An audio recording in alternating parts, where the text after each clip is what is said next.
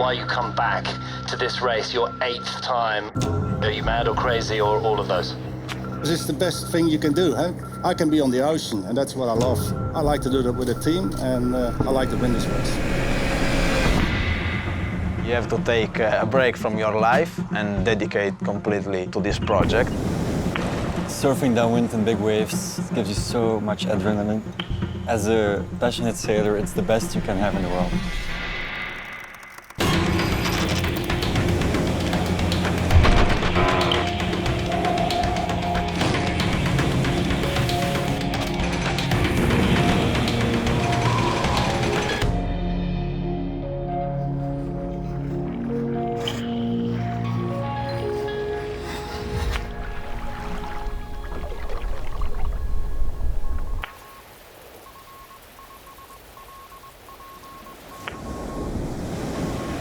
At the end of all things is the sea. No shoreline stands forever. Rocks washed clean, washed to sand. Sand, uncertain, rolls away beneath our feet. Rolls in cycles. Tides turn, land shifts. And always at the end of things is the sea.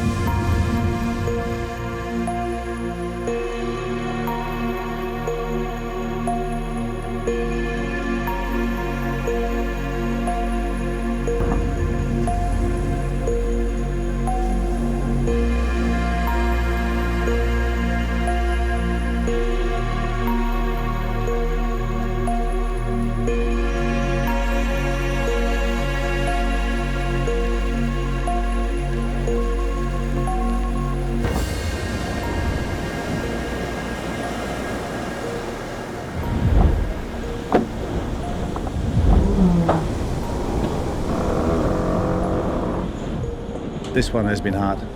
But there was so much breeze in nearly all the legs, and we got just physically we got hammered. The first night I spent offshore with the team was incredibly rough. I was terrified. What have I got myself into? You know, am I good enough to do this?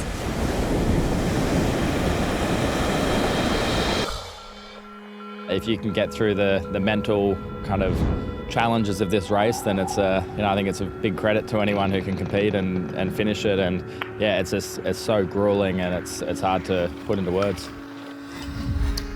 I think it was certainly more intense than any race I've done before.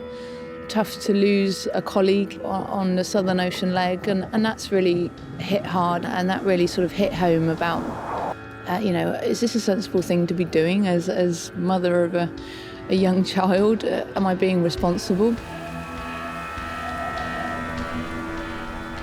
At the end of all things is the sea. Sometimes you win, some things you lose, but nothing is lost forever, it seems. Waves smooth the edge of even the sharpest of broken glass. Peaks and troughs. Old makes way, water turns new life. And at the end of things is the sea. But ultimately I love this sport. I love offshore sailing and I love this race, and it's about finding that balance in life. I think I have confidence in the people around me and the boat I'm on. I've always have. And I think if I reached the level where I was scared on a boat, I wouldn't be anywhere near it. Yeah, it's been a pretty incredible journey, growing as a group. I think, we had a pretty young bunch of people on board, along with a couple of very experienced ones. I think that's just kind of shows you how much we managed to grow. It's just something else when you get the group together and you work together well, and you're on this machine, on this boat, you get it to do exactly what you want, and you're completely in control. I think the way just how we perform as a team with everybody, I think, that's something what you can only be super proud of. 8 months of relentless racing, 12 cities, pushing every inch to win, over 11 legs in brutal conditions. Brunel's in a bread boat sandwich. The iconic leg. It is go, go, go. This is arguably not really the result that Bauerbeking and the fans of Team Brunel will have wanted. The leg. Every round-the-world sailor wants to do the Southern Ocean. Brunel just leading. This fourth place is not really an accurate representation of the level that we're expecting from Brunel. I couldn't really move my right leg. 5,600-mile journey from Melbourne, Australia to Hong Kong. They've had a really bit of a tough leg here.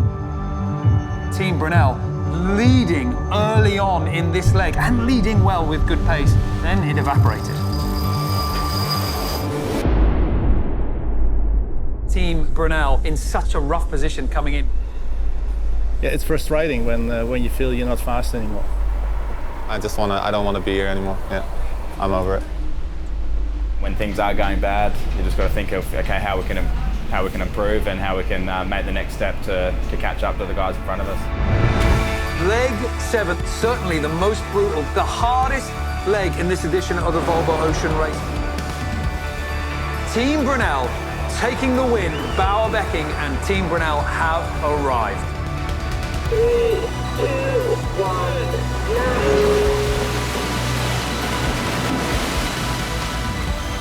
Maffrey ghosting through the fog. Game over, folks. To the UK and Cardiff, Wales. Brunel really put themselves in a great spot. They are well within chance of winning the Volvo Ocean Race. But one unbelievable last few legs for Team Brunel. Cast your mind back to the long faces and the disappointment that we saw in Auckland, and this was a team that has absolutely turned things around. For the first time in round the world history, 3 teams have one final leg to go to decide who will be crowned the winner. 4th place for Team Brunel in leg 11, which will mean 3rd place on the overall leaderboard. A result that Bauerbeking will look back on with a smile. Sadly, the trophy slips out of his grasp once again.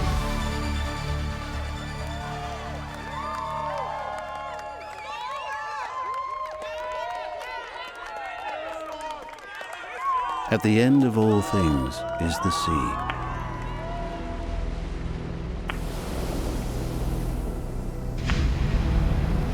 At times, a strait so narrow that there is only space for one.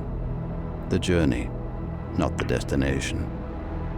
Too wide to dream, but ever space for hopes. Cast together, held firm, then scattered. Blown on the wind. At the end of things is the sea.